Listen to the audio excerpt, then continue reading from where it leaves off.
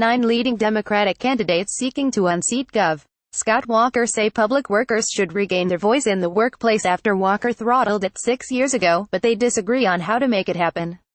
Some candidates promised to immediately repeal the controversial collective bargaining law known as Act 10 as soon as possible.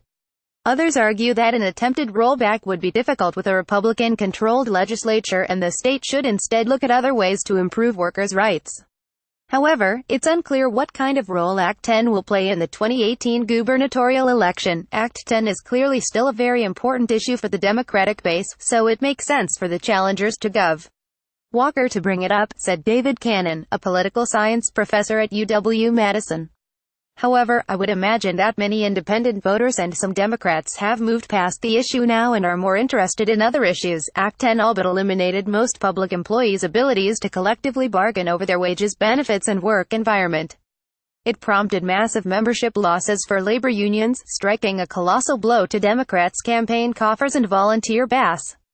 If anything, Cannon and other experts say, the top Democrats could use Act 10 as a way to rally voters in the crowded Democratic primary. If all candidates remain on the August 14th ballot, only a small percentage of votes is needed to win the right to challenge Walker in November. Less likely is that the Democratic nominee will campaign on Act 10 in the general election, they say. Walker successfully survived a recall election in 2012, a year after Walker signed Act 10 into law, and won a second term in 2014 with public sector workers still feeling the financial and emotional sting of the law.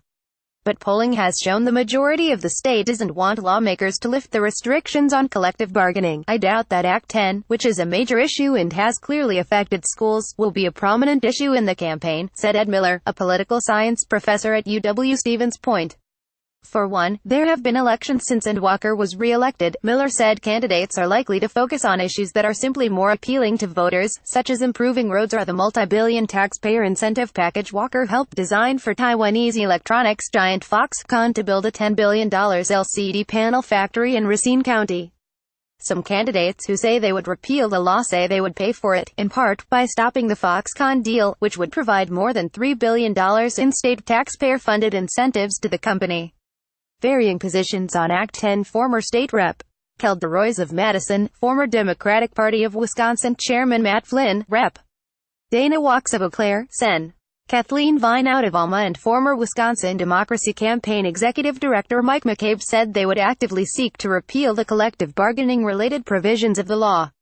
State Schools Superintendent Tony Evers and Professional Firefighters of Wisconsin President Malin Mitchell, who earned statewide recognition after leading protests against the law, said they would sign legislation repealing the law, but acknowledged the task would be impossible with a Republican-controlled legislature and would instead find ways to enhance employees' say in their workplace. A spokeswoman for Paul Soglin said Soglin supports restoration of collective bargaining, but Soglin said previously he would not base his campaign around the law's repeal. And Milwaukee businessman Andy Gronick emphasized Gronick wanted to look forward and find the best way to put workers' voices back in the workplace but did not take a firm stance on whether he would seek the law's repeal.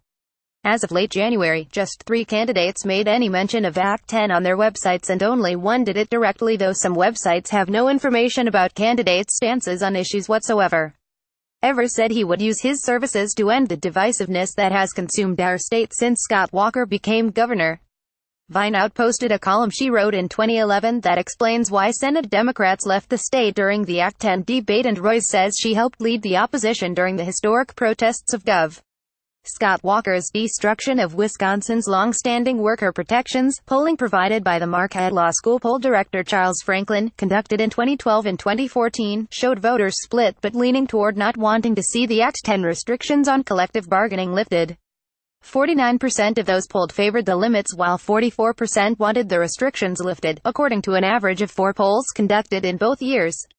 Franklin said he conducted 4 polls asking the question and the results changed very little each time. There may be some sense that Act 10 was litigated in the recall election and by a modest margin Walker prevailed there. And I at least don't recall it being much of an issue in 2014, which suggested to me at least the Mary Burr camp had decided to move on, Franklin said. I'm more struck now it's being talked about as much as it is this time compared to what I remember in 2014. Franklin said it was striking how stable opinions on the law were between his 2012 and 2014 polls. Though he hasn't asked about the law since, Franklin said he hasn't seen a massive objective change since the law was passed that would change public opinion. As far as I can see, the evidence shows people's opinions of it are really locked in, he said.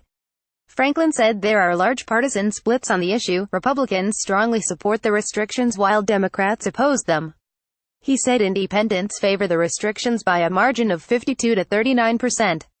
The polling also showed 60% of public sector employees favor returning to collective bargaining, compared with only 39% in the private sector. Nearly 70% of union members favor bargaining, while only 38% of non-union members support it. Those polled in the city of Milwaukee and Madison media markets favor collective bargaining while the rest of the state, to different degrees, do not. Franklin said, focusing on Act 10 would be a good primary tactic, but for the general election, I don't think so, said Joe Heim, a longtime political science professor at UW-La Crosse. By the general election, the union people and anybody who opposes Act 10 would know exactly where they are going. If you are trying to get some crossover supporters who generally think Act 10 was not a bad idea, but don't necessarily like Walker, reminding them of that time is not a good idea. Republicans have touted how the law saved state and local governments billions of dollars, though that's based mostly on provisions of the law separate from bargaining that required public employees to contribute to pension and health insurance premiums. Democrats say it has contributed to a statewide teacher shortage, though school districts are facing shortages across the country. You don't need to remind anyone of it, Heim said. Time to move on, and I would hope the Democrats are smart enough to look forward. Walker credits LAWA spokeswoman for the Democratic Party of Wisconsin did not respond to a request for comment on whether the issue will be prominent in the 2018 campaign.